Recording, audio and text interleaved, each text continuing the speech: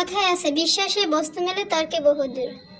আবার এই কথাটাই, বিশ্বাস সবসময় সব জায়গায় করা যাবে না। ভুল জায়গায় বিশ্বাস করলে আমার মতো ফেসে যাবেন।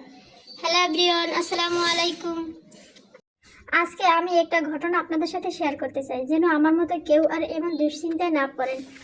1 মাস আগে আমি অনলাইনে একটা ভিডিও দেখে একজনকে বিশ্বাস করে 1000 টাকা দিয়ে একটা পণ্য অর্ডার করি। টাকা নেওয়ার পরে প্রতিদিন একটাই কথা বলতো, আমি তো পার্সেলটা পাঠিয়ে দিছি, পেয়ে যাবেন, 1 দিন 2 দিন সময় লাগবে, আরও বিভিন্ন ধরনের কথা। আবার কখনো বলতো কুরিয়ারে সমস্যা হয়েছে, পেয়ে যাবেন, মালটা দিয়েছি তো, এই সেই বিভিন্ন ধরনের কথা বলতো।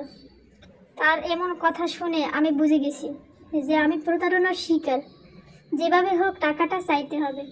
পরে আমি খুব সুন্দর করে বলি, পার্সেলের সমস্যা হলে আমার টাকাটা ফিরিয়ে দেন, আমার টাকাটা লাগতো, এভাবে বলি, অনেক কিছু বলি, কিন্তু সে আমার টাকাটা ফেরত দেয় না। সেও সুন্দরভাবে বলে যে আমি এই টাকাটা দিয়ে দেবো, আমার হাতে নাই, এখন তো খরচ করে ফেলেছি। তারপর হঠাৎ একদিন দেখি যে আমার ফোনে একটা মেসেজ। আমি অনেক রাগ করে কথা বলছি, তারপরে আর কি দেখি কুরিয়ার অফিস থেকে মেসেজ আসছে। তখন দেখেই চলে আসলাম কুরিয়ার অফিসে। কুরিয়ার অফিসে আসার পরে প্রথমে ভাবছিলাম যে হয়তো ফেক, কিন্তু দেখি না, এটা রিয়েলি ছিল মেসেজটা। তারপরে এখন আসছি মালটা নেওয়ার জন্য। এখন একটা কথাই বলবো, দোষ শুধু দেরি হওয়া না, দোষ হলো বারবার মিথ্যা অজুহাত দেওয়া।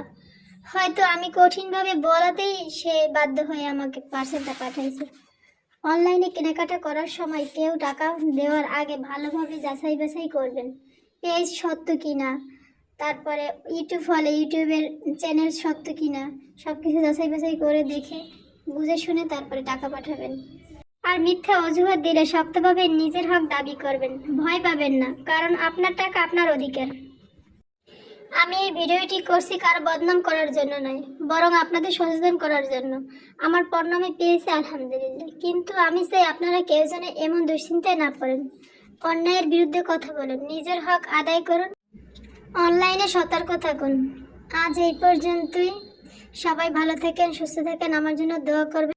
ভিডিওটি শেয়ার করে সবাইকে দেখার সুযোগ করে দিন। চ্যানেলটা সাবস্ক্রাইব করে পাশে থাকবেন। আল্লাহ হাফিজ, আসসালামু আলাইকুম।